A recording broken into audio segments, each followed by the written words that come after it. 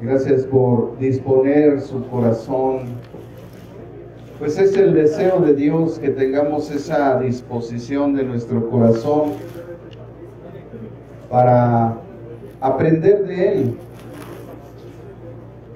Amados hermanos, ¿para qué venimos cada domingo? ¿Cuál es el fin? ¿Cuál es el propósito? Bueno, hay varios propósitos. Creo que el más importante es que el reconocer a un Dios vivo y verdadero, que es espíritu y verdad, debe de provocar en nosotros automáticamente el adorarlo. El conocimiento de Él por medio de la vida eterna que nos ha otorgado debe de provocar en nuestro corazón la adoración.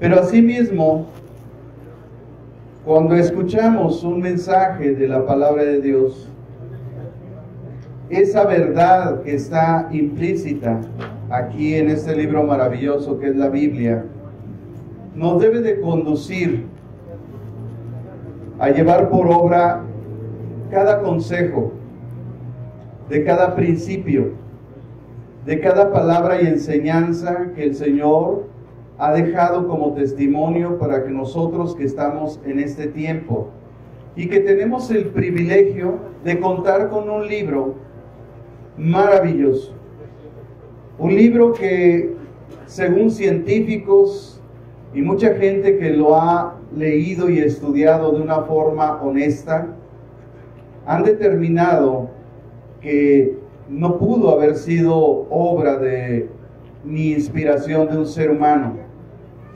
pues está particularmente diseñado de una forma muy perfecta. Trae un diseño impresionante cada libro de la Biblia, pareciera que las manos divinas lo fueron acomodando y todo tiene un hermoso propósito que culmina precisamente con el mensaje que estamos analizando de las escrituras del libro de Apocalipsis. Como vimos la semana pasada, Juan inició su narrativa del cielo de Apocalipsis, su narrativa del libro de Apocalipsis o Revelaciones, el cual fue primeramente llamado la visión de Juan. En tiempos muy tempranos, cuando se descubrió este libro, se vio que antes de que le pusieran el nombre, se le había titulado La visión de Juan. Después, con el paso del tiempo, como hemos estudiado ya desde el primer análisis de este libro, se le llamó Apocalipsis o el libro de las revelaciones. Y primeramente, al ser llamado la visión de Juan, él trajo una información tratando de persuadir a los lectores de este libro. Y de una forma breve, concisa y subjetiva, a lo que él interpretó como la revelación de Jesucristo, que además Dios a él le dio, dice la narración, por medio, dice, para manifestar a sus siervos las cosas que han de suceder pronto. Y cada día, cada año, cada mes, cada hora, cada segundo que pase, estas cosas que han de suceder escritas aquí, cada vez se acerca a un tiempo más pronto. Estamos viendo los acontecimientos de todo el mundo. Estamos a punto, a casi nada, de empezar una de las más grandes tragedias que han ocurrido siempre a la humanidad, que es la guerra. La guerra que trae muerte, que trae hambre, que trae desolación, que trae tristeza, dolor, angustia, temor. Y estamos a casi nada, hermanos. Tal vez lo único que ves son los programas de Televisa o Telerisa, y te culminaría a que ya no veas esos canales, que mejor estés viendo a través de la ventana del mundo, a través del internet, los acontecimientos que están anunciando lo dicho en el capítulo 24 del Evangelio de Mateo a través de los labios de nuestro Señor Dios y Salvador Jesucristo, y de todos los escritos de los evangelios de forma paralela, donde se habló que habrá guerras, rumores de guerras, y se levantará nación contra nación, pueblo contra pueblo, reino contra reino. Y viendo los acontecimientos del mundo, la guerra de Israel contra una fracción de hombres malvados, perversos, como los de Hamas, porque debemos de aprender, hermanos, que la guerra que tiene Israel no es con el pueblo palestino, no es con la gente palestina, es con el gobierno de Hamas, que está gobernando ese país y que ha traído desolación a esa nación, y que además con actos terroristas, malvados, perversos, ha atentado en contra de la nación de Israel, y que por ley, por justicia, tiene todo el derecho de defenderse. Como ocurriría si alguien pisara los suelos de México y viniera aquí a invadirnos, nosotros tendríamos todo el punto de justicia para defendernos. Pero es claro que nosotros debemos de entender eso, porque está profetizado también que muchas naciones se volverán en contra de Israel. Y esto es porque se desvía la información, porque se hace creer que Israel está contra Palestina, y eso no es cierto. Israel está contra Hamas, contra esos terroristas. La orden de los soldados de Israel es destruir a Hamas, no a la población. Lógicamente siempre hay muertos de los dos lados, porque a veces esos cobardes se escudan con gente inocente. Así que, hermanos, pues son los resultados colaterales. Aunado a esto, estamos viendo ya de antemano la guerra con Ucrania y Rusia, pero en esta semana se inició una nueva guerra. Estados Unidos, Inglaterra contra Yemen, lo cual seguramente será el preámbulo del levantamiento de todas las naciones musulmanas en contra del occidente, en contra de toda Europa. Como aconteció en la antigüedad, cuando el tiempo de las cruzadas, en que peleándose por un pedazo de tierra, los musulmanes pelearon contra los cristianos, hablando de etnias, ¿verdad? Pues bueno, parece ser que eso se va otra vez a manifestar en este tiempo. Así que, en medio de todas estas cosas que están pasando, Dios ha querido comunicarnos hoy un mensaje de consuelo, un mensaje también de esperanza, porque si bien es cierto, Apocalipsis, muchas de una forma muy simple podríamos dividirlo solamente en dos partes, del capítulo 1 al capítulo 3, como la visión o el mensaje a las iglesias, y a partir del capítulo 4 hasta el capítulo 12, bueno, pues vemos la visión de los acontecimientos, del desbordamiento de la ira de Dios sobre todas las naciones incrédulas que han rechazado el mensaje del Evangelio, de todas las personas que rechazaron y han rechazado el Evangelio de Jesucristo, confundiendo y pensando que este mensaje es un mensaje de una religión, cuando Jesús nunca vino a anunciar una religión. Él vino a anunciar un reino en el cual tú y yo fuimos destituidos por causa del pecado, y por medio de su gracia y su misericordia, Él ahora ofrece gratuitamente la salvación a través de la fe en la sangre de Jesucristo.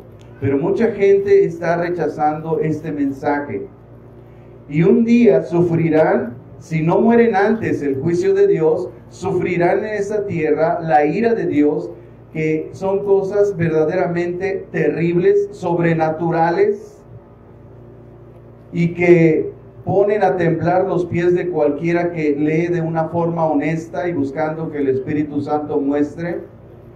Tiemblan los pies al ver todo lo que va a pasar a todas las personas. Donde los alimentos, el medio vital que es el agua, se contaminarán de tal manera, hermanos, que gente se matará por un vaso de agua. Será un tiempo donde habrá muertes al por mayor, si ya de por sí las guerras, y atrayendo precisamente al reino de las tinieblas, comandado por el anticristo, quien infringirá una posición de adoración hacia él como Dios, y donde mucha gente se rendirá a ese ser posicionado poseído por Satanás, y que tratará de gobernar a todo el mundo, lo cual Dios señala como el último gobierno terrenal, gracias a Dios, y que al final será vencido por nuestro Señor Jesucristo en su segunda venida, la cual Juan anuncia precisamente en este capítulo. Y a medida de introducción, Juan nos habla del capítulo 1 al versículo 1 al versículo 8 de Apocalipsis, a manera de introducción, tratando de llamar la atención de los oyentes, pero inmediatamente después, él explica la visión. Él empieza la narrativa de la visión de lo que él llamó la revelación de Jesucristo. Y empezamos a ver nosotros cómo Jesucristo es revelado en su gloria. Vemos entonces a un Jesucristo glorificado, que después de haber venido manso y humilde de corazón, está disponiendo el ejército de Dios para venir con todo poder para destruir toda maldad de este mundo. Mucha gente dice que Dios no interviene, pero Él, a través de toda la historia y a través de todos los libros de la Biblia, lo único que vemos es a Dios interviniendo en la humanidad, previéndolos de todo lo que está sucediendo y lo que va a suceder. Y como malos hijos, como cuando un padre le dice a un hijo, no brinques en esa cama, el niño sigue brincando hasta que se rompe la cabezota. Y así está la humanidad. A pesar de las advertencias que este precioso libro le trae al corazón de los adultos, de los jóvenes y de los niños, seguimos haciendo nuestra mala y perfecta y errónea voluntad. Y luego nos preguntamos por qué nos pasan las cosas, y como siempre decimos una frase en muchas iglesias, yo creo que es frase de muchos pastores, diciéndole a la gente: ¿qué te tiene que suceder para que te acerques a Dios? Porque si estamos estudiando estos acontecimientos y Dios está provocando este mensaje esta mañana, ¿qué te tiene que suceder para que te apartes del pecado y sigas a un Dios vivo y verdadero? No sé, muchos hemos experimentado la muerte de un familiar cercano, un padre, un hijo, una madre. Hemos experimentado accidentes, hemos pasado por enfermedades, hemos atravesado una tremenda pandemia, inflada, por supuesto, por la gente que le conviene inflar las cosas porque pues, es dinero, sobre todo las farmacéuticas, espantando a la gente. La llevaron a un estado de verdad de terror, de angustia, cuando tenemos un Dios vivo, poderoso y verdadero. Y qué tremendo es eso, cuando la iglesia es sometida por el mundo y por las artimañas del diablo, y deja de obedecer la palabra y la voluntad de Dios. Así que, amados hermanos, Estamos ante acontecimientos que están preludiendo la segunda venida de nuestro Señor y Salvador Jesucristo. No sin antes derramar la ira de Dios sobre toda esta humanidad incrédula, malvada y perversa que se ha burlado o se ha querido burlar del Señor. Así es que para manifestar a sus siervos lo que ha de suceder pronto, pues el tiempo está muy cerca y como decíamos, cada día, cada segundo, cada instante en nuestra vida que pasa se hace más cerca esas cosas que han de suceder pronto. Dios envió un ángel a declarar esto a su siervo Juan, pues el tiempo, como fue declarado, estaba cerca. Y Juan remite a 7 iglesias ubicadas en lo que hoy es Turquía, en el Asia, y Juan señala la gracia y la paz, primeramente de parte del que es, del que era y del que ha de venir. Es decir, Juan hace alusión al Padre eterno. Después dice de los 7 espíritus, que habla de la plenitud del Espíritu Santo, es decir, Juan está diciendo, este es un saludo también de parte del Padre y del Espíritu Santo. Y después dice, y de Jesucristo, el testigo fiel. De tal manera que Juan hace una salutación trinitaria de parte del Padre, del Hijo y del Espíritu Santo a las iglesias. Iglesias de Éfeso, Esmirna, Pergamo, Tiatira, Sardis, Filadelfia y la Odisea. Menciona su obra redentora diciendo que por su amor nos lavó con su sangre. Ha sido el amor y el lavamiento de su sangre de nuestros pecados los que nos ha dado la redención. Por eso la alusión que dije es que habla de su obra redentora. Su primera anunciación con respecto a su visión es: el Señor viene. Viene con las nubes y dice que todo ojo lo verá. Jesucristo, quien ha de venir, viene proclamando, porque esa es la parte introductoria de Juan, dice que Él viene proclamando: yo soy el alfa y la omega, el principio y el fin, el que es, el que era y el que ha de venir, el Todopoderoso. Esta frase, cuando Jesús, anunciándose, porque recordemos que estamos viendo una introducción del versículo 1 al 8 que estuvimos estudiando, hace Juan una anunciación de lo que él terminó de ver, porque todo termina cuando Jesucristo viene por segunda vez en su primera parte de los acontecimientos, ¿verdad?, terribles de la ira de Dios. Y dice que Él viene proclamando desde el cielo, y todo ojo está viendo que Él viene diciendo: yo soy el alfa y la omega, el principio y el fin, el Dios todopoderoso. Es por eso que sabemos claramente que Jesucristo es Dios. Y cualquiera que diga lo contrario es un blasfemo, porque es Cristo y el Espíritu Santo que están declarando la divinidad con uno de los más grandes atributos que tiene Dios, que es que Él es todopoderoso. Y Él se adjudica, Jesucristo se adjudica en esa proclamación cuando Él viene, en esa descripción, en la parte introductoria de Juan, dice que Él viene de los cielos, Él ya viene en los cielos y viene proclamando su divinidad como el Dios todopoderoso. Juan se vuelve a ver en ese momento, empieza la descripción, porque termina la introducción del versículo 1 al 8, y después empieza la descripción, y dice: yo estaba en la isla de Patmos. Dice que estaba en el día del Señor, que ya estudiamos que era el domingo. Aunque en la Biblia hay otras alusiones de día del Señor en el Antiguo Testamento que enmarcan el día de la ira de Dios.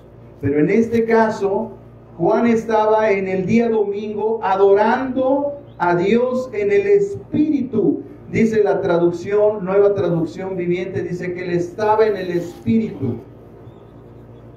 En el día domingo, o sea, un día como hoy, él estaba adorando en el Espíritu, por lo cual nosotros tenemos que aprender que cuando venimos a la iglesia tenemos que venir a adorar en el Espíritu.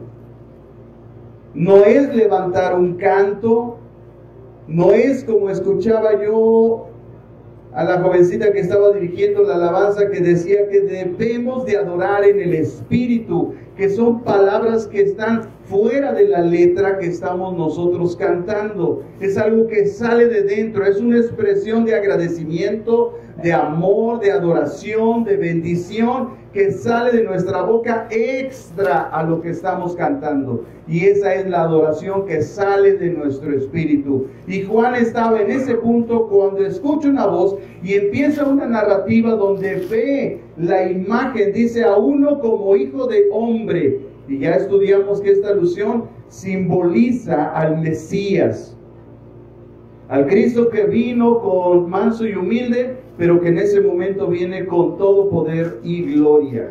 Y empezamos a ver las características por las cuales Él se manifiesta en esa visión. Estamos tratando de interpretar, porque todo eso era un misterio. Recuerden que cuando dice, en mi mano tengo 7 estrellas y frente de mí hay 7 candeleros, y después en el verso 20 dice, este es el misterio.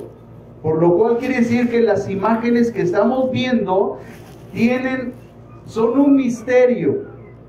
Y he revelado el misterio en el verso 20 que estuvimos analizando, o estamos viendo todo este proceso, donde dice que las 7 estrellas simbolizan a 7 ángeles que son enviados a las iglesias, y los candeleros representan a las iglesias, donde Jesucristo se pasea entre ellas, dando a conocer que Él está siempre en la iglesia presente y que le da poder a su iglesia.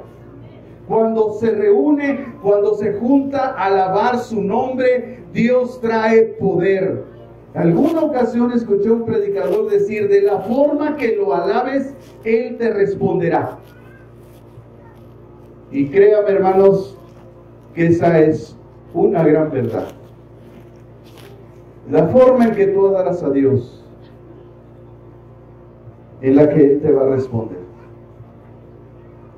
Cuando hay alguien adorando en espíritu y en verdad, Él le responde sus oraciones. Así que vimos ese primer aspecto de que Jesús da poder a su iglesia, en esta revelación de Él. Y vimos también cómo Él manifiesta su presencia en la iglesia. Y hoy veremos en el versículo 14 y 15 de Apocalipsis 1, cómo Cristo purifica a la iglesia. Así que vamos a leer Apocalipsis capítulo 1, versículo 14 y 15 en su primera parte.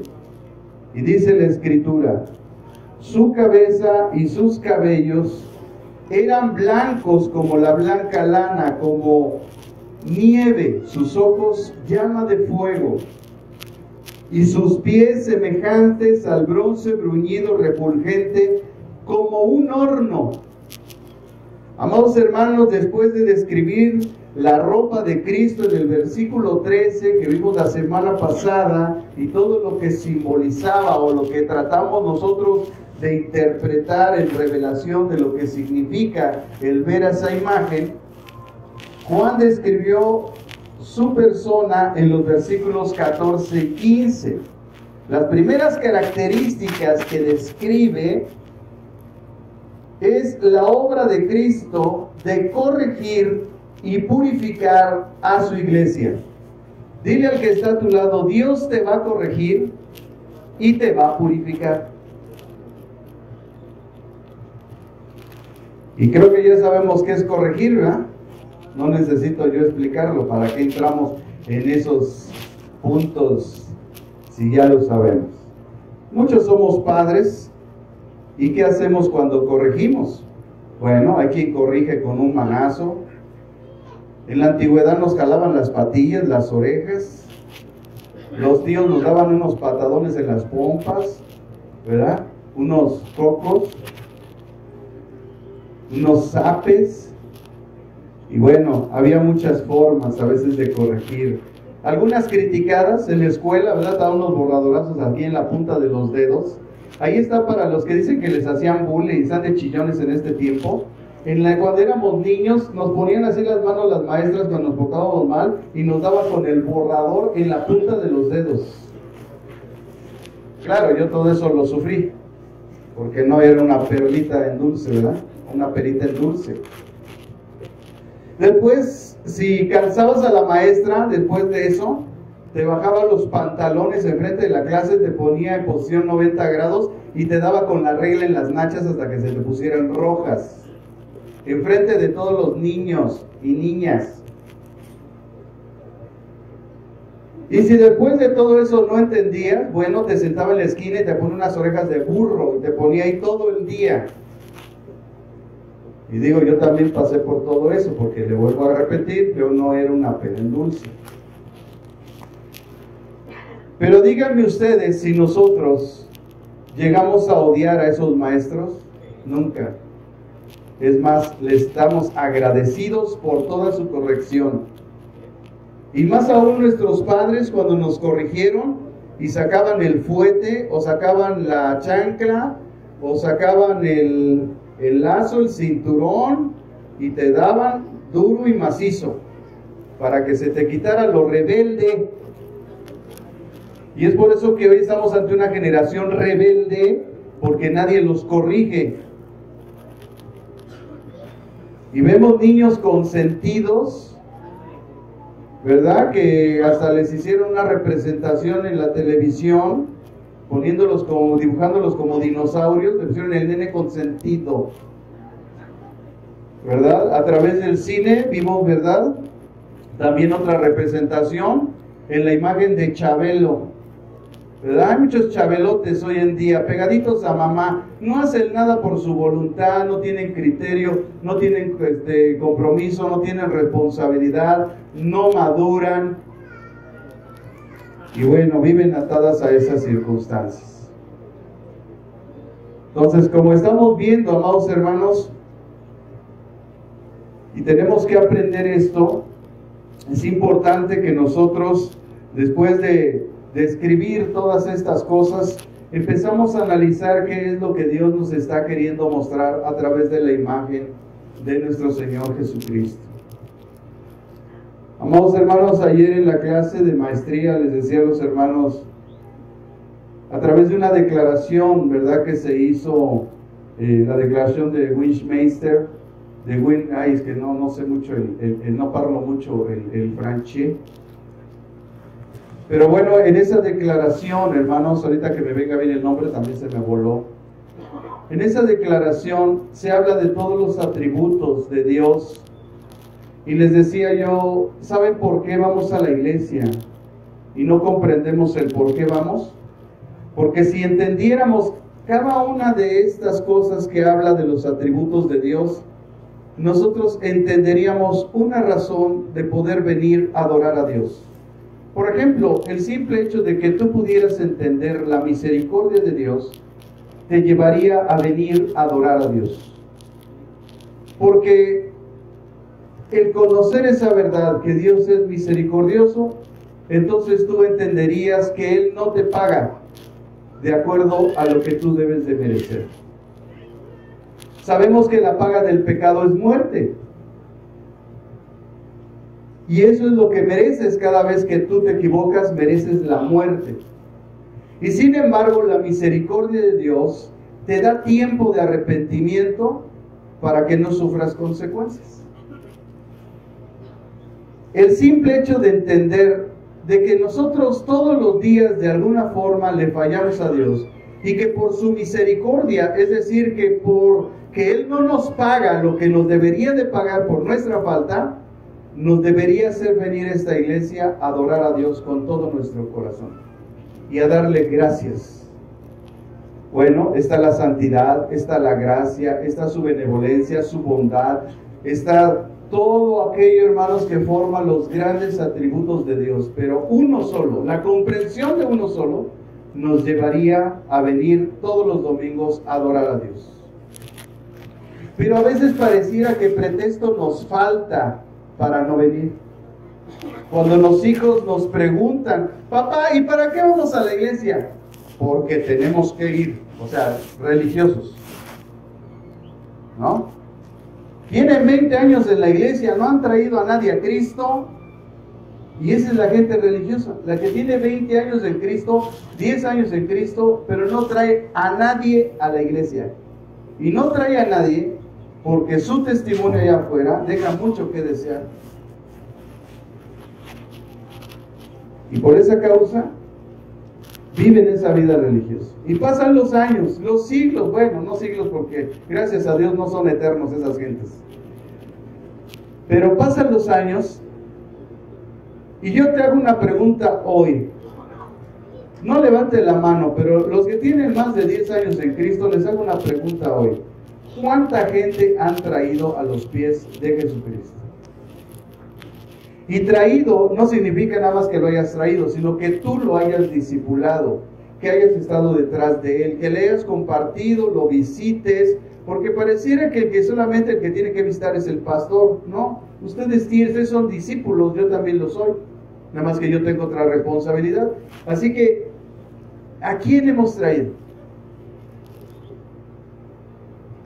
Pero se ponen a disertar cosas teológicas, se saben un montón de versículos, pero ninguno de esos versos lo aplican con la gente, para tratar de persuadirlos de esta malvada generación y no se pierdan en el infierno. Amados hermanos, no es simple escuchar de parte de la palabra de Dios que diga: yo soy el alfa y el omega, el principio y el fin, el Dios todopoderoso. Y escuchemos a Juan diciendo que este mensaje es para las iglesias, que como dijimos la semana pasada, según unos autores de sana doctrina, dicen que es la representación de las iglesias de los tiempos que han acontecido hasta nuestros tiempos. Y donde vamos a estudiar, entrando a eso, precisamente, que la iglesia de Laodicea y de Filadelfia son las dos tipos de iglesias que hay en este tiempo. Laodicea, una iglesia tibia, o sea, son cristianos que andan entre azul y buenas noches, que medio vienen, que medio practican el cristianismo, sí traen un pescado en su coche, pero nada más, porque su carácter, su actitud, su comportamiento y su testimonio deja mucho que desear. Tratan mal a su esposa, le dicen de majaderías, la humillan, pero son cristianos. Esa gente tibia, le dijo Dios a esa iglesia: yo te voy a vomitar de mi boca. Es la iglesia que se va a quedar aquí a sufrir las consecuencias por no entrar en un compromiso real con Dios. Y está la iglesia de Filadelfia, que es la iglesia fiel, a la cual Dios no le dice nada y a la cual la exime le dice: a ti te voy a eximir de la prueba que ha de venir sobre el mundo. Y ahí es donde muchos teólogos coinciden en que esa iglesia es la que es arrebatada, la que es fiel, la que aquí trabaja, sirve, se esfuerza, es valiente, tiene situaciones, tiene adversidades, tiene circunstancias, pero sabe que hay un Dios que vive y permanece para siempre, y que está en su corazón, y que lo esfuerza y lo hace valiente, y que le dice: no temas y no desmayes, porque yo estoy contigo. Entonces, la iglesia fiel. Y las otras las vamos a ir mencionando una a una, porque lo terrible que yo me di cuenta es que a pesar de todas las atrocidades que había en esas iglesias, Dios, a pesar de eso, las siguió llamando iglesias de Jesucristo. Qué tremendo. Qué tremenda es la paciencia de Dios en nuestra vida. Qué amor tan incondicional tiene para con nosotros. Y cómo el Señor siempre está buscando hacer un llamado al arrepentimiento, porque Él está dispuesto siempre a perdonar. Y sin embargo, la generación que se va pudriendo va a terminar negándolo, y a pesar, porque todas estas atrocidades de la ira de Dios no tienen solamente el propósito de traer juicio, sino también es un llamado al arrepentimiento. Porque ¿qué nos tiene que pasar para que nosotros volvamos con humillación nuestros ojos a Dios? ¿Qué nos tiene que pasar? ¿Tiene que venir un cáncer a tu vida? ¿Tiene que manifestarse una enfermedad crónica degenerativa que te tenga todo el tiempo sufriendo? ¿Tiene que pasarte un accidente donde pierdas una mano, un pie, se te caiga un ojo, te quedes ciego, te quedes inválido, te quedes en la cama, en una silla de ruedas? ¿Qué nos tiene que pasar para volver nuestros ojos a Dios? ¿Qué tiene que pasarle a un joven para que deje la rebeldía, para que deje el pecado, para que siga ofendiendo a Dios en el internet, publicando barbaridades? Ah, pero es cristiano. Ah, pero sirve en la iglesia. Cuando en lo oculto está ofendiendo, está escupiendo y arañando el rostro de Dios. Ah, pero quieren tenis, pero quieren uniformes, pero quieren estudiar, pero ellos no hacen nada en beneficio propio de parte de Dios para que les envíen sus bendiciones. Y se frustran y terminan negando a Dios los jóvenes, porque se encuentran con maestros ateos, malvados y perversos, también frustrados por la vida, porque no han entendido que Dios se manifiesta a través de su creación y se hace visible su eterno poder y su deidad por la creación. En una simple célula, la complejidad de la célula del organismo de un ser humano es tan compleja que aún los químicos se asombran, los biólogos se asombran de la complejidad de una célula, y tenemos 3 billones de ellas que trabajan en conjunto para hacer el funcionamiento de nuestro cuerpo de una forma perfecta, coordinada. Y a pesar de estas evidencias de la existencia de Dios, la gente lo sigue negando.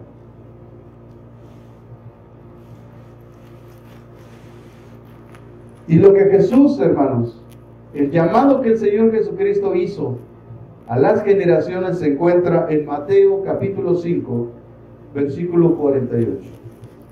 Escuchen el llamado, hermanos.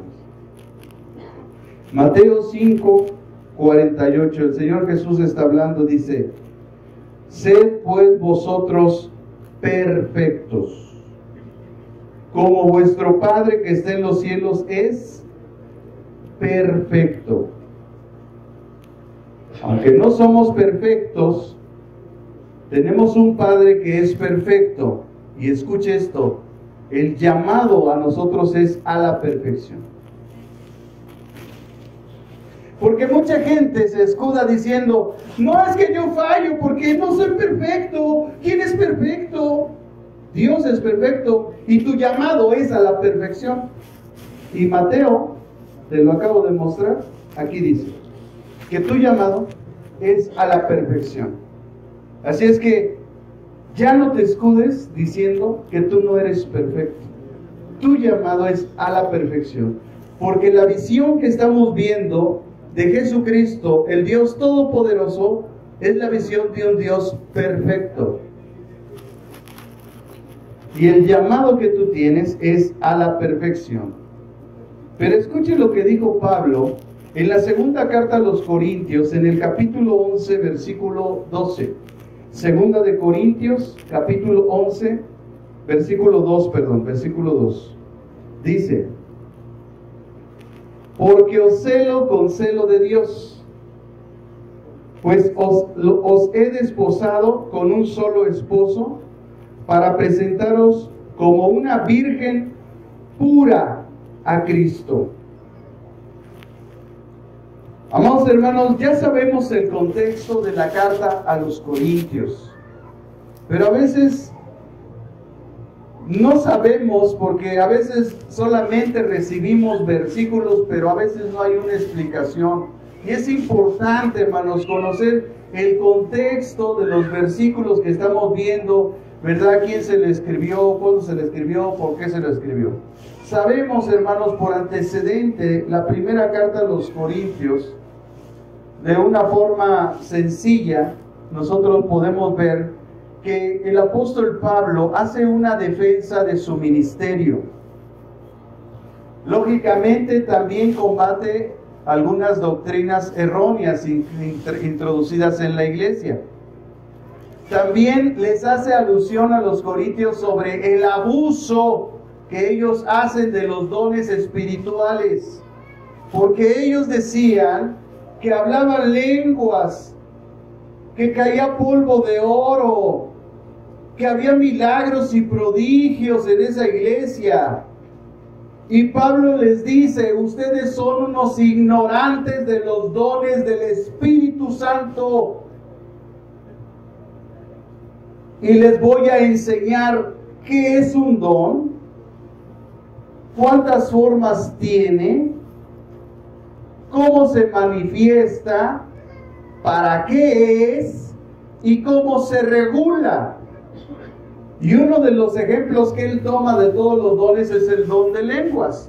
Y les dice claramente: no prohíbo hablar en lenguas, pero si hay alguien que habla en lenguas, que haya un intérprete. Si no hay intérprete, cállese.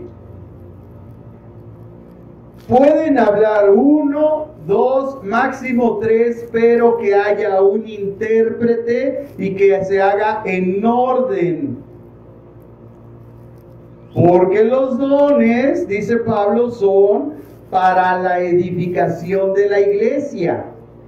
Pero si entra una persona indocta de afuera y te oye hablando raro y no entiende lo que tú estás hablando, ¿acaso no te dirá que estás loco? Por lo tanto, si no hay intérprete, cállense todos en la congregación. Así Pablo está regulando los dones y pone, por ejemplo, ese y le dota casi un poco más de un capítulo para que la gente entienda. El don de Dios es perfecto y es dado para la edificación de la iglesia. Y si no edifica a nadie, llévate tu don a tu casa, dice Pablo, y ahí habla lo que tú quieras y edifícate a ti mismo. Amados hermanos, ¿será difícil comprender eso? Bueno, esta iglesia que estamos nosotros leyendo, en el capítulo 2, cuando escribe la segunda carta, que es el pasaje que nosotros leímos, el apóstol Pablo le dice que él, al ver todo ese comportamiento que hay en la iglesia, porque además la señala como una iglesia carnal, oiga, ¿no le parece algo revelante? ¿Qué es la iglesia? Que de todas las iglesias supuestamente eran las más espirituales o espiritualoides, donde había dones, señales, prodigios, lo que mucha gente está buscando. La gente no está buscando a Cristo, la gente está buscando qué beneficio obtiene de Él, lo cual es incorrecto. Y le dice a esa iglesia: yo tengo celo por ustedes. Es decir, las palabras que le está mencionando es porque él sabe que hay un Dios celoso y él tiene el celo de Dios en él y está viendo el comportamiento de ellos, está viendo su extravío y les dice: los celo con celo de Dios, pues yo los he desposado para un Dios. O sea, yo los he traído para que ustedes como iglesia se casen con Cristo, el cual está esperando una iglesia virgen y pura, apartada del mal, del pecado y de la contaminación de este mundo. Pura. En Efesios 5, versículo 25 al 27, El apóstol Pablo, pero escuchen ahora, le escribe a una iglesia, la iglesia considerada por muchos teólogos como la iglesia más espiritual. Analice, hermano, estudie las cartas de Pablo y se va a dar cuenta cómo el apóstol Pablo, las palabras que usa en un lado no son las que usa en otro lado, y hay iglesias donde de verdad es maravilloso lo que les dice, pero especialmente Éfeso, que después la vemos en Apocalipsis como una iglesia tibia. Oiga, era la más espiritual, ¿qué le pasó? Se volvió tibia. Perdió su primer amor. Y lo vamos a analizar. Y usted se va a dar cuenta que no basta ser espiritual. Puedes correr el riesgo de que te vuelvas tibio delante de Dios. Y esta iglesia, antes de que viniera todo su desastre, porque además también vemos en el apóstol Pablo una madurez ministerial y una madurez en el conocimiento y en el espíritu. Y le dice en Efesios 5, 25 y 27, hablando, ¿verdad?, en ese contexto de la unidad hipostática y más importante de este mundo, que es el matrimonio, que es comparada con la iglesia, le dice, maridos, amad a vuestras mujeres, así como Cristo, o sea, no como tú quieres, como Cristo amó a la iglesia. Entonces Cristo ama, y después dice, y se entregó. Entonces, ¿qué está diciendo Pablo a los varones? Les está diciendo que amen a sus esposas y que se entreguen por ellas. Amados hermanos varones, yo como hombre igual que ustedes, les confieso que no es fácil.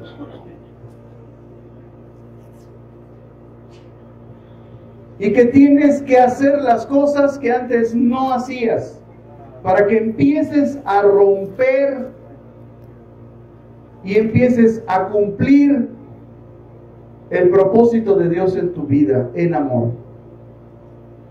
Porque además en este capítulo 5, lo primero que les dice cuando empieza esta disertación, les dice, sujetaos unos a otros en amor. Es decir, la mujer se sujeta en amor al marido y el varón también se sujeta a la mujer en amor. ¿Y qué es eso, pastor? Que todos hagamos el rol que Dios nos ha encomendado. Es decir, que cada uno llevemos a cabo el rol que nos ha encomendado Dios, el varón como autoridad y la mujer como la ayuda idónea. No es la criada idónea, no es la sierva idónea, es la mujer que ayuda al varón. Es la mujer que levanta a su marido, no que lo tumba. Es la mujer que levanta a su varón, no que lo humilla. Es la mujer que desea ver la prosperidad y la bendición de Dios en su varón, impulsándolo a que lleve a cabo las metas de su vida y apoyándolo para que él, cuando se encuentre triste, angustiado y agobiado, ella lo levante. Y el varón ame a su mujer. Y dice, ¿cómo? Como Cristo a la iglesia. Por lo tanto, es un amor incondicional. Y si queremos saber qué dicta el amor de Dios, pues tenemos que ir a Gálatas capítulo 5 y podemos ver, no vaya, solamente se lo voy a decir. Capítulo 5 va a decir que el amor es benigno, no se envanece, no se goza de la injusticia, se goza de la verdad, todo lo soporta, todo lo sufre. Y bueno, ahí hay una lista de lo que el amor de Dios representa y manifiesta al ser humano. Todo lo cree, y además dice, una de las más grandes características del amor es que nunca deja de ser. Es por eso que Jesús no aceptaba el divorcio. Porque nosotros no nos casamos por amor. Quien diga eso es un mentiroso. Usted no se casó por amor porque ni a Cristo tenía. Él es la fuente del amor. ¿De dónde agarrabas amor y le dabas a tu esposa cuando tú no conocías a Cristo? Pero Dios sabe eso, y Él sabe que si nosotros venimos a Cristo y estamos pegados a la fuente del amor en una comunión con Él, Él nos va a dar el amor suficiente para que seamos sufridos, benignos, no nos irritemos, no busquemos lo nuestro, no nos gocemos de la injusticia, nos gocemos de la verdad, todos nos soportemos y el amor permanezca para siempre. Así como Cristo lo hizo con su iglesia, porque el amor de Cristo es eterno. Él está esperando una esposa. Va a haber unas bodas allá arriba, se le llaman las bodas del Cordero, cuando Cristo se case con su esposa. El Padre se casó con Israel, e Israel le fue infiel. Toda la narrativa, mucha de la narrativa del Antiguo Testamento habla de la infidelidad de Israel, que es la esposa del Padre, y su infidelidad. Y por su infidelidad, nosotros tuvimos acceso al reino de Dios. Y ahora Cristo quiere casarse con nosotros, pero está buscando una iglesia santa. Entonces Él viene del cielo y se manifiesta con poder, santo, puro y todopoderoso, anunciando que eso es lo que la iglesia tiene que buscar, la santidad y la pureza. Y Juan lo describe, y toda la descripción de Juan tiene ese propósito, mostrarle a la iglesia lo que Dios está buscando. Así que en Efesios 5:25 les dice: maridos, amad a vuestras mujeres, así como Cristo amó a la iglesia y se entregó a sí mismo por ella. ¿Para qué? ¿Para qué se entregó Cristo? ¿Para qué murió en la cruz del Calvario? Dice: para santificarla, habiéndola purificado en el lavamiento del agua por la palabra, a fin de presentársela a sí mismo, una iglesia gloriosa, que no tuviera mancha ni arruga ni cosa semejante, sino fuese santa y sin mancha. Por eso el llamado de Jesucristo en Mateo fue a la perfección, porque eso es lo que Dios está buscando. Es decir, que nuestro camino en el Evangelio, en el conocimiento de la palabra de Dios, y tú que te sabes tantos versículos y que estás arrojando y que nada más te dicen algo y hay una disertación y estás ahí muy sabroso, te digo una cosa: deberías de trabajar en tu santificación. Ya sé que sabes Biblia, ahora trabaja en tu carácter, en tu actitud y en tu santificación. ¿Qué es lo que verdaderamente nos va a dar el acceso al siguiente paso? Que es estar en la presencia de Dios, antes de que venga sobre este mundo la ira de Dios.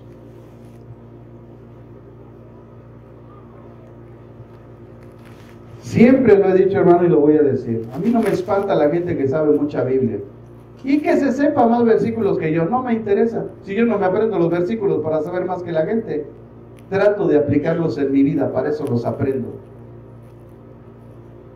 Yo solamente quiero ver tantito de su vida para ver cómo está. Y lo que siempre descubro, ¿verdad? Porque detrás de una gente que está siempre moliendo y diciendo cosas, es que hay pecado. Hay pecado. Nada más hay que rascarle tantito.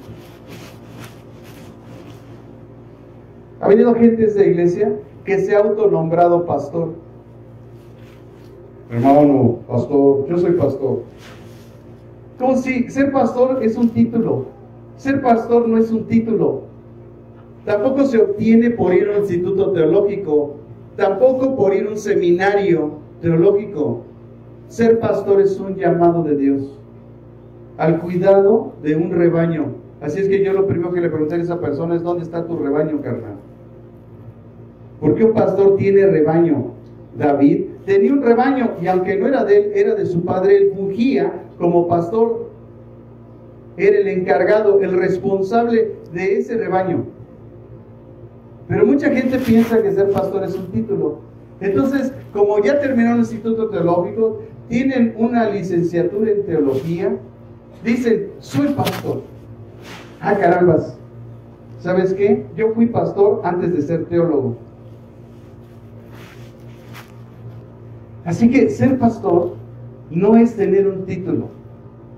Aún los pastores que están en esta iglesia, que son mis copastores, no en el medio despectivo de decir que son menores que yo, somos iguales, pero yo tengo ya una responsabilidad mayor de ellos y tengo una preeminencia. Pero aún ellos, si se equivocan y si no cumplen en la encomienda que se les está dando ahorita primeramente, yo los destituyo y dejan de serlo. Es como alguien que reprueba la universidad, entra a la carrera de medicina, pero al tercer año reprueba. Era llamado médico durante el tiempo que estuvo sirviendo y haciendo la labor, pero el día que se equivocó quedó destituido. El día que reprobó, para afuera, Carlos. Entonces, vemos en los hospitales a médicos que están vestidos todos de blanco. Pues usted puede saber claramente que ese médico es un practicante. Puede ser un R1 que le llamamos, ¿verdad? Un médico residente de primer año, R1 o R2 o R3 de segundo año, tercer año. Pero el médico que usted ve con una bata y un pantalón de vestir y su corbata, seguramente ese es un médico titular. Y él es el que dice quién pasa, quién reprueba, quién sigue la carrera y quién ya no. Así es que yo, puesto en esa categoría, puedo determinar quién sigue y quién no sigue. Así es que esta iglesia debe estar enterada de eso. Y si ellos no cumplen, yo los puedo destituir. Porque ser pastor, hermanos, es un llamado. Y el llamado es el que te hace permanente en la obra.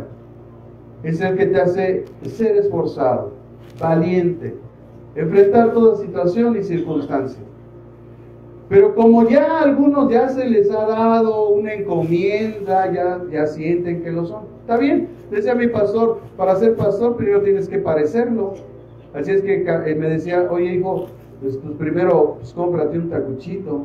Porque pues yo traía un pantalón de nado común, una playera y una chamarrita de mezclilla que me duró por ahí de 4 años, y pues con esa yo predicaba todos los domingos. Esa era la única que tenía. Así que, haciendo obediencia a mi pastor, pues me puse un saquito, me puse una corbata que me regaló una hermana, y pues empezamos a predicar, a parecer pastores. Pero eso no quiere decir que ellos ya tienen una titularidad, hermanos.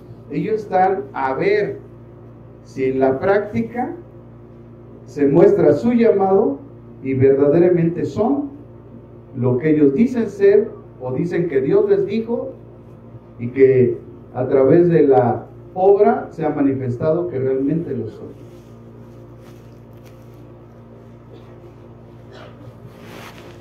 Dios, hermanos, ha puesto un orden en todos lados, en el hogar y en todas las cosas. Porque Él está esperando una iglesia santa. Por eso la imagen de Cristo en una forma santa. Él ha purificado esa iglesia para sí mismo. Y es un llamado a la excelencia. En Colosenses 1, 21 y 22, a otra iglesia, también de esas mismas de Apocalipsis, la vamos a ver después. En el capítulo 1, versículo 21-22, el apóstol Pablo le escribió y les dijo: y a vosotros también, que eras en otro tiempo extraños y enemigos en vuestra mente, haciendo malas obras, ahora os ha reconciliado en su cuerpo de carne por medio de la muerte, para presentaros santos y sin mancha e irreprensibles delante de Él. En pocas palabras, ¿sabe lo que está diciendo el apóstol Pablo? Que nosotros estamos en los méritos de Jesús. Amados hermanos, es algo muy importante que tú tienes que aprender. No estás por tus méritos, o sea, no es por obras, ¿eh? Claro que hay gente que se siente más espiritualoide porque dice que oró 2 horas, 3 horas, 4 horas. Bueno, yo a esa gente le digo, mira, yo te he orado todo ese tiempo, a veces, no siempre. Pero créeme que he aprendido una cosa. He aprendido que no es el tiempo de oración. No es lo que yo le digo, es lo que Él me dice. Y puedo pasar más tiempo callado escuchándolo a Él que yo hablando como perico. Y créeme que mi oración tiene más resultados que los tuyos, aunque tú te avientes 2 o 3 horas, y no que esté mal, sino que es mejor escucharlo a Él por mucho tiempo, que Él esté escuchando tus vanas palabrerías. Antes de que salga la palabra de tu boca, Él ya sabe lo que le vas a decir. Por eso es más importante lo que Él dice que lo que tú le digas. ¿Qué estamos haciendo aquí? Escuchándolo a Él. Es más importante que pongas atención sobre lo que se está hablando hoy que a lo que tu mente puede estar disertando. Armando la hermenéutica,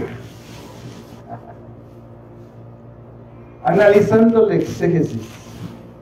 Y no que esté mal, hermanos, sino que a veces somos tan soberbios que pensamos que lo sabemos todo.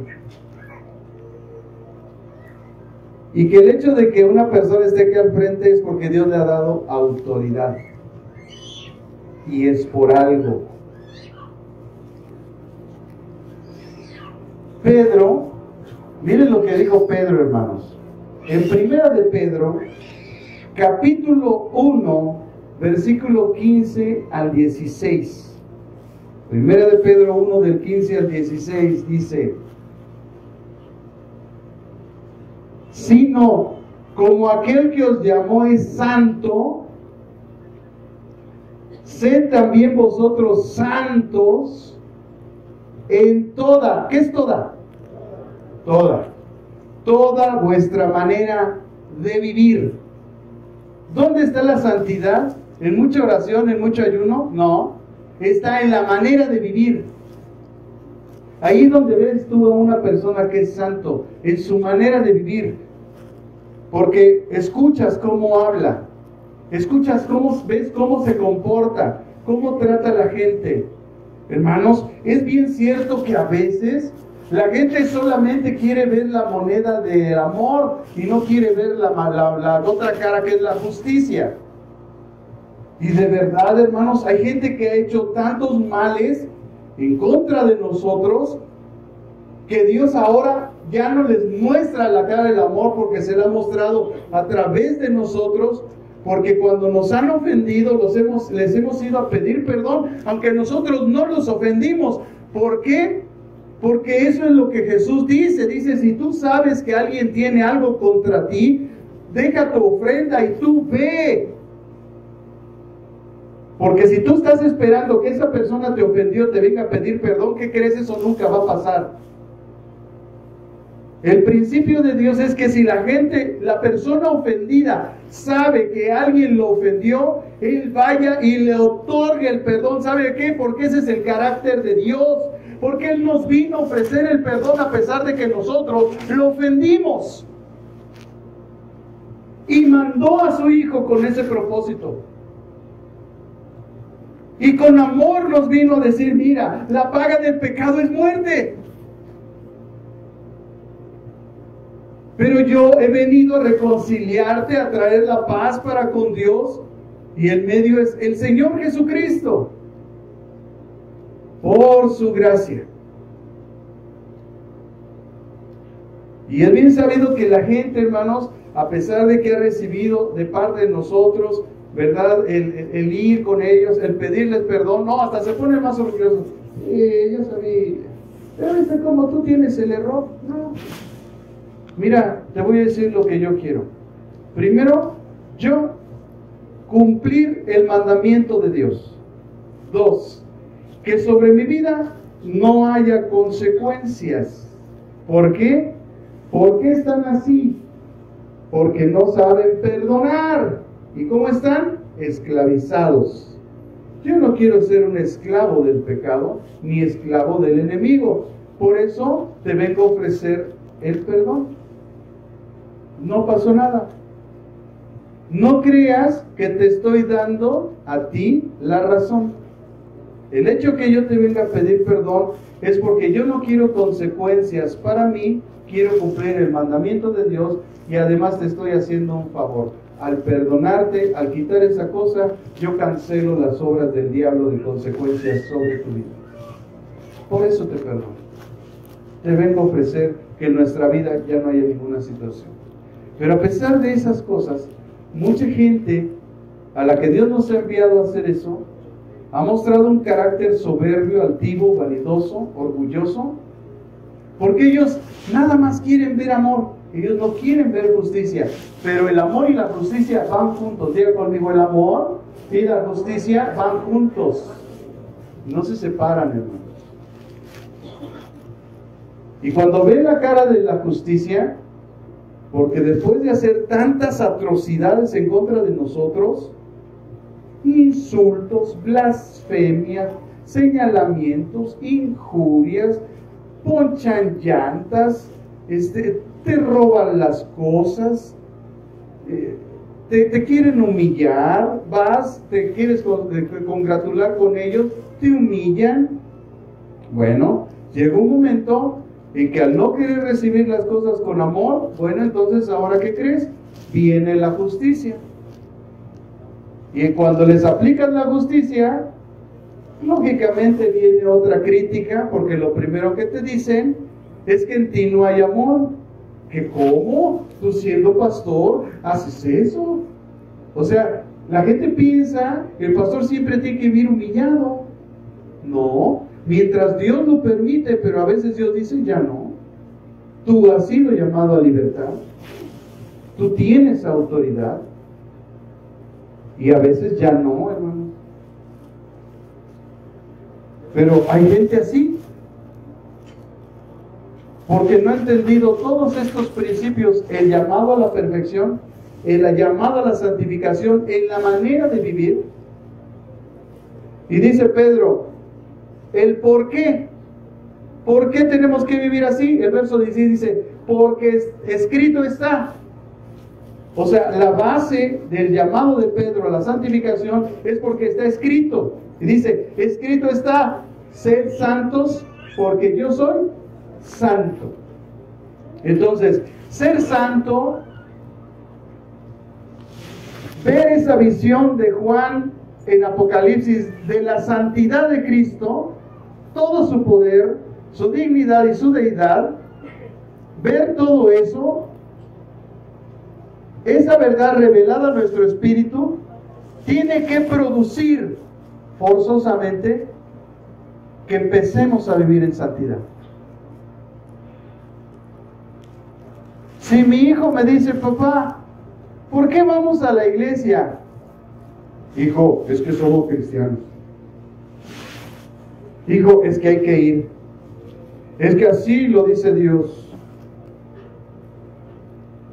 ¿No sería una mejor explicación que tú le dijeras, mira hijo, porque Él es misericordioso y yo he aprendido esa misericordia, y sabes qué, ayer te comportaste rebelde y tú merecías unos chanclazos y no te los di, y además fuimos a la tienda, te compré tus papas y tu refresco y lo que tú quisiste y tu muñequito que querías y te lo di. ¿Eso qué quiere decir, hijo? Que yo he aprendido la misericordia de Dios para mi vida, la estoy aplicando, al aprenderla la estoy aplicando en tu vida. Ahorita te estoy enseñando lo que es la misericordia de Dios, para que en esa misericordia, tú y yo, el domingo, vamos con todo gozo a rendirle adoración a ese Dios que nos ha mostrado esa misericordia. ¿Se da cuenta, hermano, cómo nos falta aprender las Escrituras para instruir al niño en su camino? Para que no les demos frases cortantes y les expliquemos y les demos una buena enseñanza el por qué estamos aquí. ¿Por qué vamos a la iglesia, hijo? ¿Te quedaste sin comer en la semana? ¿Te hizo falta? No, ¿sabes por qué? Porque Dios es el proveedor. Hay que darle gracias a Dios. Y en cada uno de los atributos de Dios hay una razón para que tú y yo vengamos hoy a adorarlo. cuando más cuando fallamos. Y a pesar de venir sucios, y a venir con la cabeza abajo por todas nuestras fallas, pero con una actitud de arrepentimiento, le venimos a decir al Señor cuánto lo amamos, porque sabemos que Él es amplio en perdón, y Él es digno de ser alabado por eso. Por eso el mayor engaño del diablo hacia la gente es meterlo sobre el evangelio de las obras. ¿Y cuándo pasa esto? Cuando la gente se vuelve indigna. Y fíjese bien la palabra que usé, se vuelve indigna, porque la dignidad la da Dios, no la establecemos nosotros, la da Dios. Él nos hizo dignos, nosotros no éramos dignos, Él nos hizo dignos. Y cuando nosotros renunciamos a esa dignidad dada por Dios a pesar de nuestra condición, porque Él sabe quiénes somos, entonces pecamos y no queremos venir a la iglesia, y en ese momento ya estamos en el falso evangelio de las obras, porque tú no estás aquí por obras. El que te hace digno es Cristo, pero el engaño del diablo te ha hecho indigno. Porque yo te puedo asegurar que antes estabas más mugroso que ahora. Antes de venir a Cristo estabas más sucio que lo que ahora pudieras estar delante de Él. Pero el engaño del diablo que te ha llevado al evangelio de las obras, pensando que son tus méritos los que te tienen aquí, es lo que te lleva a no querer venir a la iglesia, porque escuchas una voz que no es de Dios, que te dice que tú eres un hipócrita, cuando la voz de Dios se ha proclamado sobre los hijos de que somos hijos de Dios. En la primera carta del apóstol Juan, él declaró estas palabras diciendo: mirad cuál amor nos ha dado el Padre para que seamos llamados no hipócritas, sino hijos de Dios. Y la única voz que tú y yo tenemos que escuchar es que somos hijos de Dios. Y un hijo, ¿alguna vez en su vida bíblica han estudiado la vida del hijo pródigo? ¿Cómo estaba el hijo pródigo? ¿Santo y sin mancha delante de él? No, ¿verdad? Tremendo individuo. Y a pesar de su estado, él supo algo, que él era hijo, y regresó con su padre. Y el padre, a pesar de que venía así de mugriento, influenciado con toda perversidad en todas las áreas de su vida, lo recibió con un abrazo, lo vistió, le puso anillo y le hizo fiesta.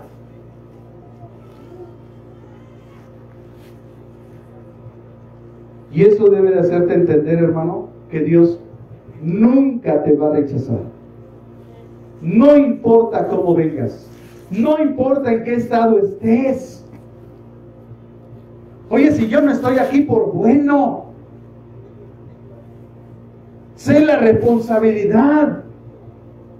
Por eso no me ven un principio aquí adelante, estoy allá atrás, lavándome, limpiándome delante de Dios, diciéndole: Señor, si hay pecado en mí, límpiame. Si hay un mal pensamiento, si hay una mala acción, una mala actitud, algo te enojó de mí, límpiame, porque voy a compartir tu bendita palabra.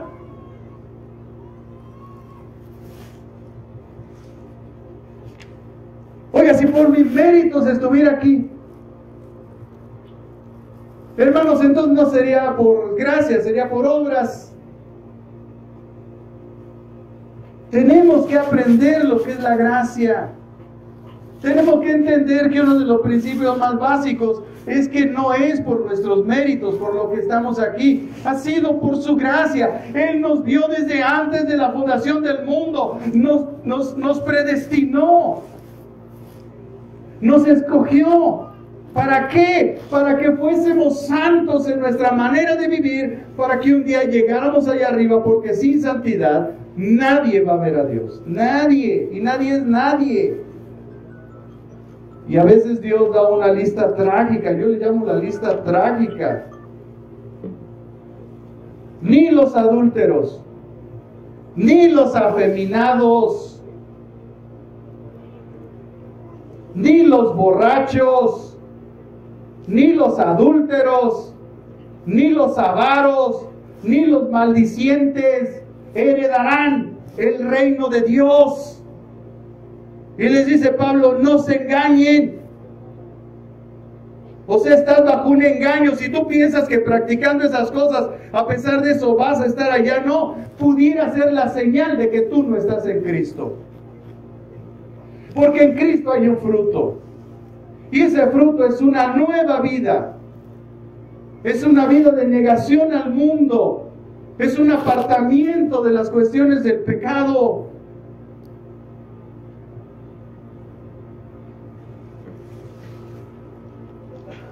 Por eso estamos viendo una visión de un Cristo glorificado, santo.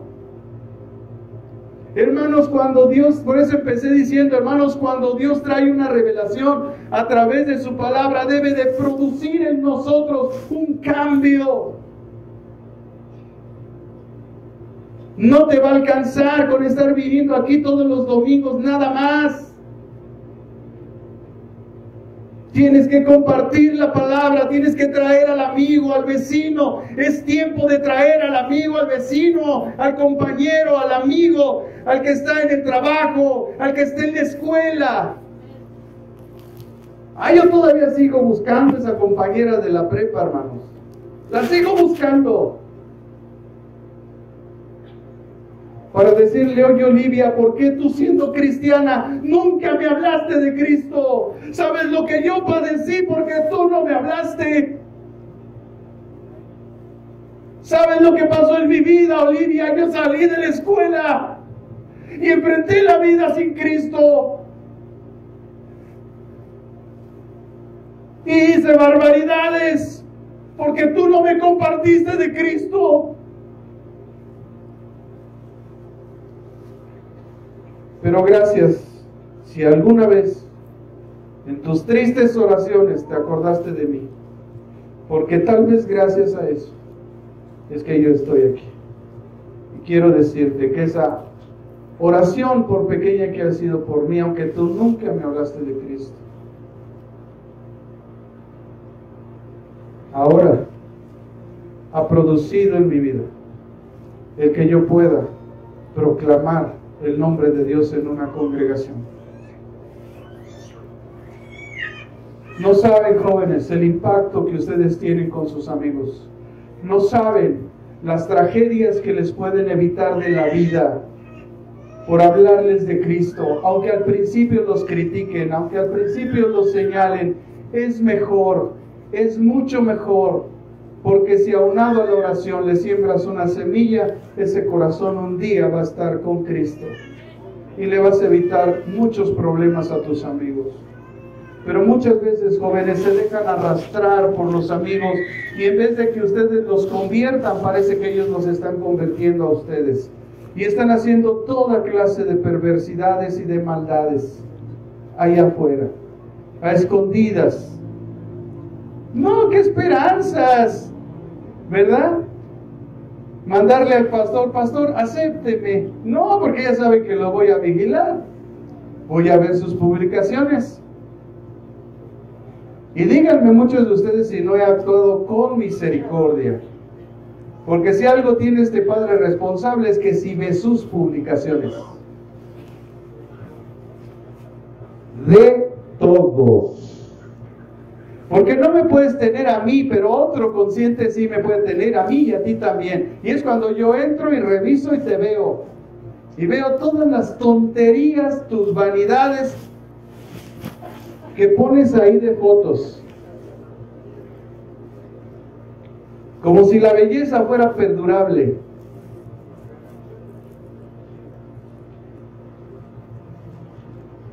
Y si yo me basara en eso, ¿quién serviría en esta iglesia?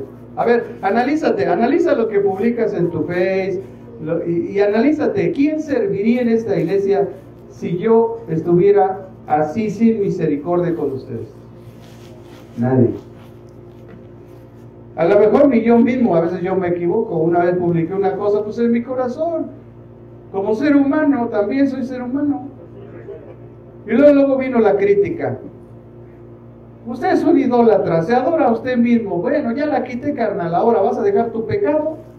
No, ¿verdad? Entonces, pero así es, hermanos. Así es la cuestión. Decía mi pastor un día, este hijo tiene que estar prevenido.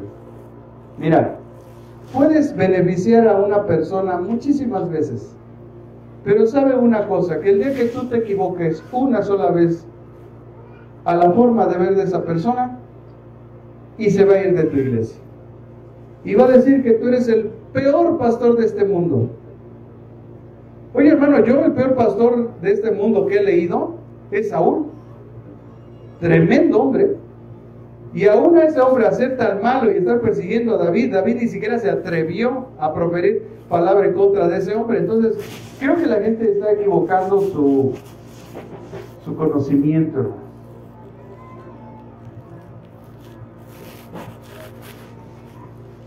Y dice mi pastor, así es que prepárate, tienes que estar listo contra, tu corazón debe estar listo en contra de aquellas personas que a pesar de todo el esfuerzo que hiciste, un día te van a rechazar. Porque recuerda que el arma más poderosa que tiene el enemigo contra los cristianos es la traición. Cuando alguien te traiciona, eso duele como tú no te imaginas. Cuando una persona te traiciona, duele muchísimo tu corazón. Y si no, pregúntenle a los matrimonios que se han disuelto. Mi madre decía, yo puedo perdonarle a tu padre que me golpeó, que me humilló, que me dejó sin comer, que nos tuvo en la pobreza, pero lo que yo no le voy a perdonar es que él se haya ido con otra persona. La traición. Lógicamente ella no conocía de Dios, después conoció de Dios y se hizo una tremenda evangelista, hermanos. Tengo ejemplo.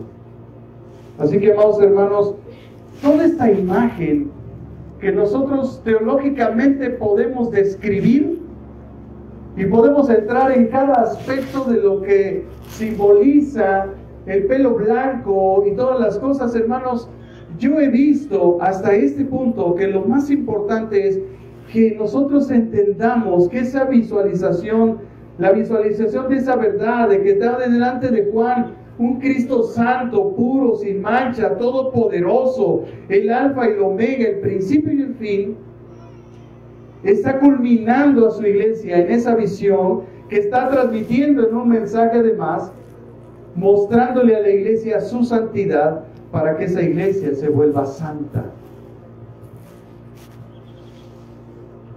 Es una clara demostración a la santidad, al llamado a la santidad de la iglesia.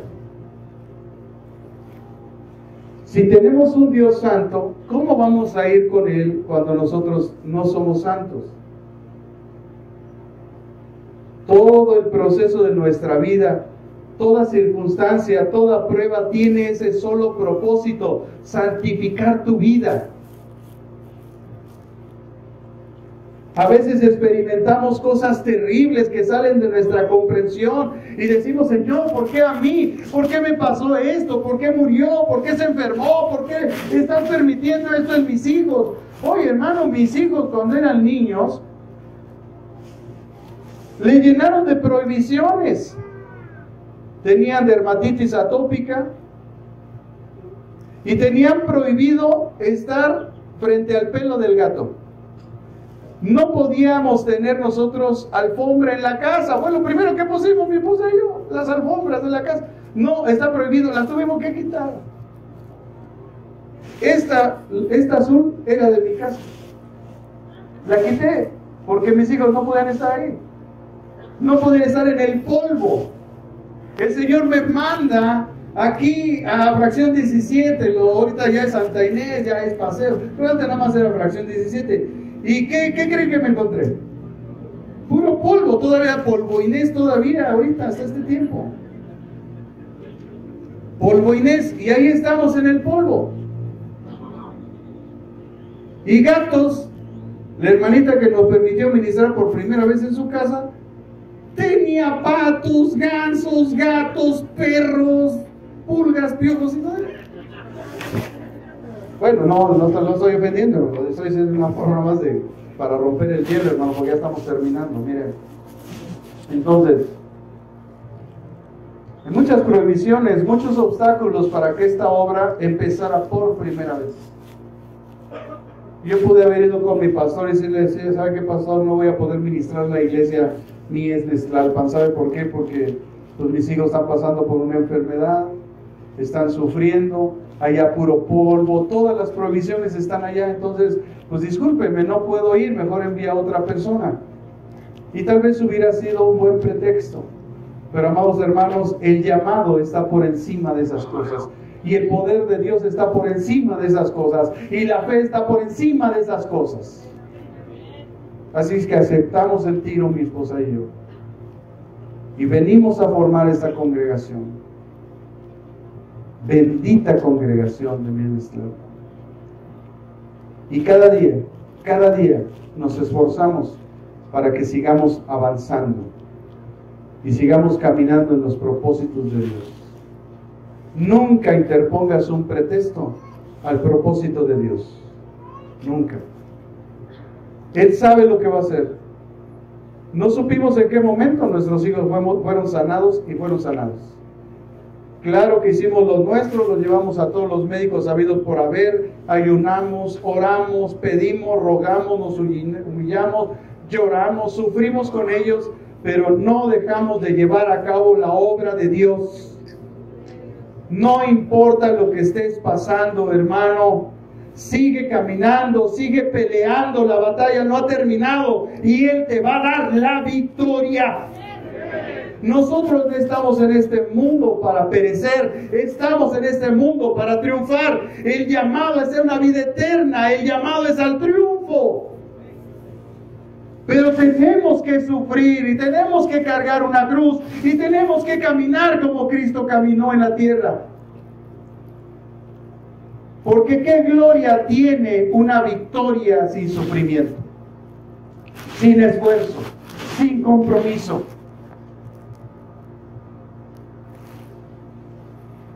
No tiene ninguna victoria.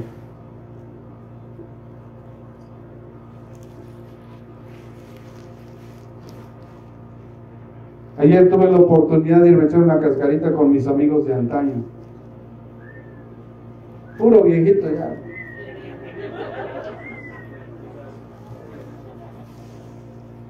Y llegamos, ¿verdad? Éramos 7 para el partido. Llegó el otro equipo, hermano. Parecían 2 equipos. Bien uniformados. Y nosotros íbamos de carne, chile, mole y pozole. Los mexicanos entenderán a qué me refiero del uniforme que traíamos. Entonces dijimos, oye, son un buen. Y nosotros, ¿quién más va a venir? Nadie llegaba, éramos 7. De 11 jugadores que inician un partido, éramos 7. La verdad, cuando iba a empezar el partido, le dije, no, ya para qué nos van a golear. Si con 11, no, le digo. Y estábamos ahí, y viene el del otro equipo y dice, ¿qué? ¿Cuántos son? Todavía así, ¿qué? ¿Cuántos son? No, pues somos 7. ¿Y si van a jugar? Pues sí está permitido jugar, pero pues somos 7. Pues como vean. No, sí me enchilé, hermano. No, de ahí vengo, hermano. Cuando escuché esas palabras, me paré y dije, va. Y nos empezamos a ver, me vieron que me empecé a decir, se empezaron a decir los demás, nos metimos los 7, hermano. Nos ganaron 6-4. 6-4, pero usted sabe lo que es perder 6-4 con un equipo de 11 que cambiaban jugadores y nosotros con 7 corriendo toda la cancha, en una cancha grande empastada, hermano. ¿Usted sabe lo que es eso? Bueno, los que han jugado fútbol saben lo que es eso. Terminamos el partido sudando, escurriendo, cansados. Vinieron los del otro equipo y nos dijeron, si su equipo ya no sigue, vente tú a jugar con nosotros, ¿no? O sea, imagínense lo que llegamos a hacer y todavía les pudimos meter 2, 3 goles más que fallamos y lo pudimos haber empatado y ganado siendo 7, hermanos. Entonces, ¿qué triunfo puede haber, hermanos, cuando no hay un sacrificio, cuando no hay un esfuerzo, cuando no das el máximo? Porque a veces terminamos la batalla antes de empezarla. Hay una frase muy bonita que dice: mientras hay vida hay esperanza. Y sí es cierto. Mientras hay vida hay esperanza. Cuando la vida se acaba ya no hay esperanza. Solo hay un juicio delante de Dios. La visión de Pablo, hermanos, está más allá de una explicación teológica. Mire, hermano, estaba yo analizando el pasaje y me decía el Señor, esto va más allá de una explicación teológica. No sé lo que hayas escrito. Fíjense nada lo que digo. No sé lo que hayas escrito. O sí lo sé, pero bueno, es mi plática con él, hermanos. Pero va más allá de lo que tú vas a expresar. Es mi santidad. Y entonces mi mente empezó a carburar. Y por eso empecé como empecé. Porque mi mente estaba carburando. Porque estaba yo viendo, al estar leyendo, estaba viendo la santidad de Dios. La santidad de Dios. El deseo de Dios que estemos con Él. Y que estemos viviendo en santidad. Y que estemos trabajando por esa santidad. Que estemos esforzándonos, que estemos venciendo cada obstáculo, cada circunstancia de nuestra vida, porque no podemos tener esa victoria que Él nos está llamando, que Él ha anunciado, si nosotros no nos estamos esforzando, si nosotros no estamos trabajando por ello, si nosotros no estamos viendo lo que Él está viendo y como Él nos está viendo, porque nuestros pensamientos no son sus pensamientos, ni nuestros pensamientos son los de Él. Nosotros humanamente tenemos una interpretación de acuerdo a lo que nosotros estamos viendo o estamos entendiendo y también de acuerdo a nuestro conocimiento que humanamente tenemos de las Escrituras, pero en una simple y llana enseñanza, nosotros podemos ver claramente que Dios se está mostrando santo y todopoderoso. Hermanos, yo no sé cómo haya estado el corazón de Juan cuando vio eso, pero sí vi el resultado. Póngase de pie y vamos a leer el capítulo 10, el versículo 17 al 19.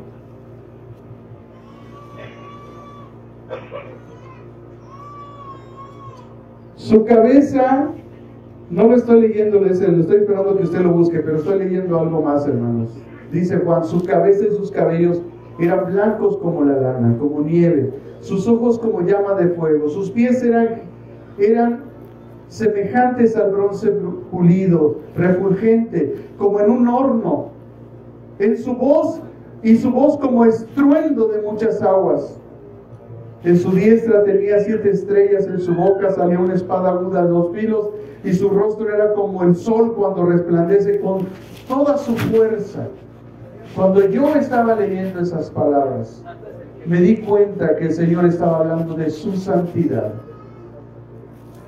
Podemos empezar a buscar una interpretación teológica de cada uno de estos aspectos. ¿Por qué dice que su cabello era blanco? ¿Por qué dice que eran como la nieve, blancos como la lana? ¿Por qué sus ojos eran como llama de fuego? ¿Por qué sus pies eran semejantes al bronce bruñido?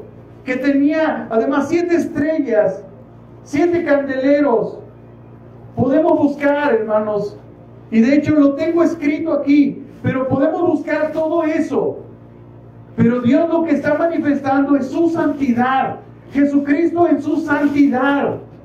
Y está diciendo el Señor esta revelación para que Juan entienda lo importante que es este mensaje que le va a llevar a las iglesias. Y cuando Juan, hermanos, estaba viendo todas esas cosas, dice el verso 17, cuando lo vi. Cuando vio todo eso de parte de Jesús, es decir, su santidad, dice, caí a sus pies. Entonces entendí. Y estaba en mi escritorio leyendo. Y cuando entendí, caí a sus pies. Caí ahí al lado de la mesa, del escritorio y de la silla, y caí a sus pies. Porque entendí su santidad. Porque entendí que en ese momento, mientras yo leía, estaba como Juan, visualizando la santidad de Dios. Cuando uno entiende la santidad de Dios, uno cae rendido a sus pies. Cuando lo vi, dice, caí a sus pies como muerto. Y Él puso su diestra sobre de mí, diciéndome, no temas. Cada vez que tú escuchas la voz de Dios decirte, no temas, te está dotando de fortaleza. Te está dando las fuerzas para seguir. No temas es una palabra que está 365 veces escritas en la palabra de Dios.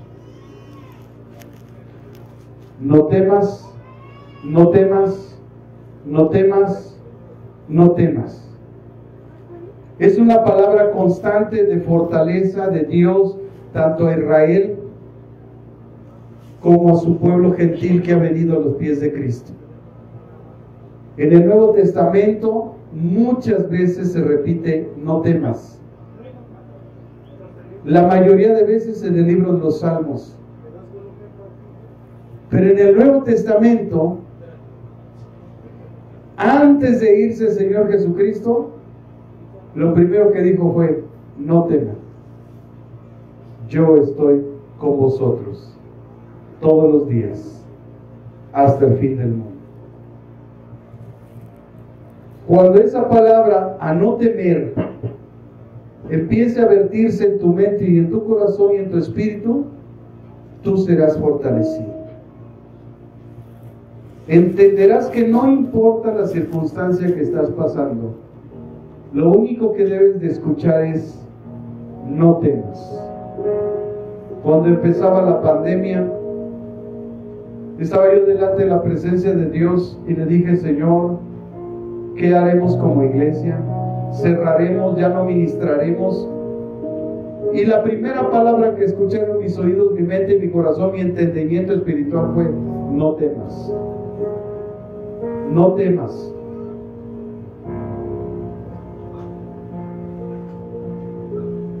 Y sé que aunque muchos de nosotros en ese momento, seguramente en el proceso de la manifestación del COVID, creo que los primeros que experimentamos esa enfermedad fue el equipo de salud, que después se levantó para ministrar y atender a toda esta iglesia y a sus familiares, amigos, vecinos y con quienes nos enviaron, y de forma gratuita los atendimos en su casa, a pesar de que estuvimos en riesgo y a pesar de que nuestra hermana Marilu dio su vida por cada uno de ustedes de esta iglesia, y que no le importó el arriesgarse para atenderlos, y dio su vida y murió por atenderlos, y del riesgo que sufrimos todos los del Ministerio de Salud, Cristian, Jenny, mi hermana Eli, todos los que estuvimos en ese proceso, Eder, Emiret, y que estuvimos atendiéndolos en su casa, nos arriesgamos, y yo principalmente, y nos arriesgamos y pasamos el proceso. Y cuando nos reunimos para ver todo el proceso, el Señor nos decía, no teman, no teman, yo estoy con ustedes. Y el Señor eliminó el temor Y la iglesia abrió. Y con toda prudencia, porque también tenemos fe, pero también hay un llamado a la prudencia. Y usamos las medidas y peleamos esa batalla y triunfamos. Y triunfamos. Y aunque una persona dio su vida por nosotros, el cual es Cristo, el que puso en su corazón de mi hermana Marilu también de dar su vida por ustedes, estuvimos dispuestos a pelear esa batalla. Porque sabemos, hermanos, que la victoria postrera es mayor que la primera. Porque sabemos que el primer aspecto que impide y que obstaculiza tu avance y tu crecimiento en Cristo es el temor, es la incertidumbre, es la ignorancia, que hasta parecen compadres los tres. Y el Señor nos muestra su santidad para que nosotros entendamos que la iglesia de Jesucristo, limpia sin mancha, que está delante de Él, no debe de temer. Y a pesar de las noticias y de las cosas que se avecinan, porque esto no va a mejorar, pero tenemos esperanza. Y la anunciación de este bendito libro es esa: hay bendición al que lee y al que pone en práctica las cosas escritas en este libro de la ley, en este libro de la profecía. Y hay un llamado hoy, esta mañana, precisamente de parte de Dios, a ver su santidad para no temer. Sí, a caer rendidos delante de Él por su santidad, pero a no temer, a no temer, a no temer, a no temer, y seguir caminando, y seguir peleando, y seguir informándonos. No importa los que seamos, no importa lo que enfrentemos, Él está con nosotros. Él vive y permanece para siempre. Él es nuestro Dios, Él es nuestro Redentor. Por eso Juan lo describe así y dice: yo lo vi 7 candelabros, eran de oro. En medio de los 7 candelabros, uno semejante como hijo de hombre, vestido de una ropa que llegaba hasta los pies. Tenía una ropa que llevaba hasta los pies y tenía pecho ceñido con un cinto de oro.